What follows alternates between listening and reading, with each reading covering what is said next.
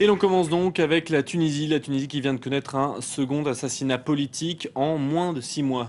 Le député d'opposition Mohamed Brahimi a été abattu devant son domicile à la cité El Ghazala dans la banlieue nord de Tunis. Ses partisans sont en état de choc dans la capitale comme dans la ville de Sidi Bouzid d'où il était originaire. On a assisté à des manifestations spontanées de colère appelant à la démission du gouvernement dominé par Ennahda.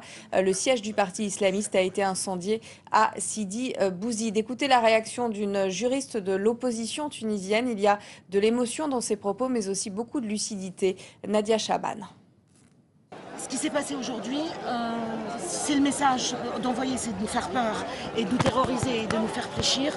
Je crois que le message a été reçu tout à fait. On est debout et on va résister, on ne va pas se laisser intimider. Ils peuvent nous tuer un à un, mais on continuera à être debout. David Thompson, notre correspondant à Tunis, nous attend sur place. David, vous avez parlé à l'épouse de Mohamed Brahimi. Que sait-on précisément sur les circonstances de ce meurtre?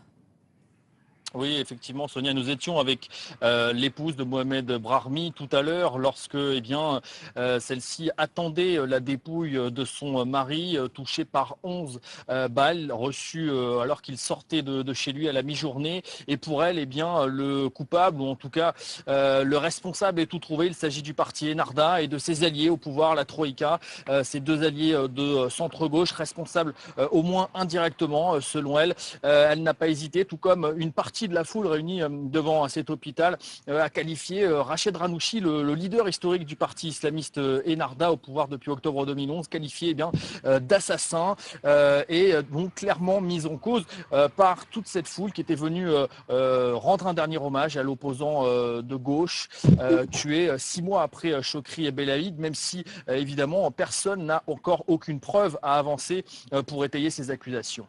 David, quelles sont les autres réactions politiques et syndicales ce soir?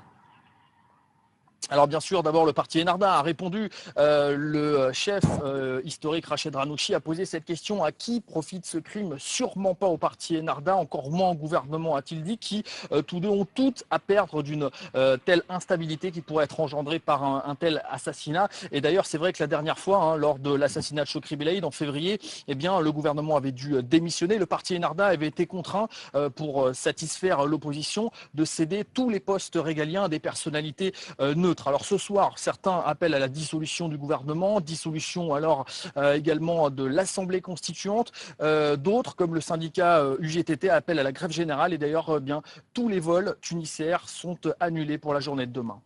On suivra avec vous ces conséquences, David, demain. Merci encore pour votre intervention ce soir. Alors Mohamed Brahmi avait 58 ans, il était connu pour son opposition publique aux islamistes. Tout comme Chokri Belaïd, d'ailleurs, dont David vous parlait à l'instant. Une photo circule beaucoup ce soir. Ils étaient bras dessus, bras dessous, lors d'une manifestation de gauche. Nicolas Germain revient sur son parcours. Les deux hommes sur cette photo sont morts, assassinés. Le député Mohamed Brahimi à gauche a été abattu par balle ce jeudi. Chokri Belaïd a connu le même sort en février.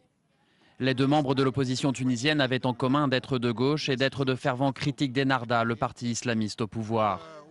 La famille de Mohamed Brahimi accuse le parti Ennahda de Rached Ghannouchi d'être responsable de son meurtre, une accusation vivement rejetée par les islamistes. Mohamed Brahimi était né à Sidi Bouzid. C'est là que Mohamed Bouazizi s'était immolé en décembre 2010. Un geste souvent considéré comme le point de départ de la révolution tunisienne, qui a inspiré à son tour les autres printemps arabes. Sous le régime de Ben Ali, Mohamed Brahimi avait été arrêté 2 fois. Il a d'abord milité dans le mouvement des étudiants arabes progressistes et unionistes. En 2005, il crée dans la clandestinité le mouvement unioniste nasseriste. Après la chute de Ben Ali, il lance le mouvement du peuple et plus récemment le mouvement populaire. Mohamed Brahimi était le père de 5 enfants, il avait 58 ans. Le président de l'Assemblée nationale constituante a déclaré que vendredi serait un jour de deuil national. On passe à toute autre chose à présent. C'était un jour d'élection législative au Togo. Alors comment s'est déroulé ce scrutin ?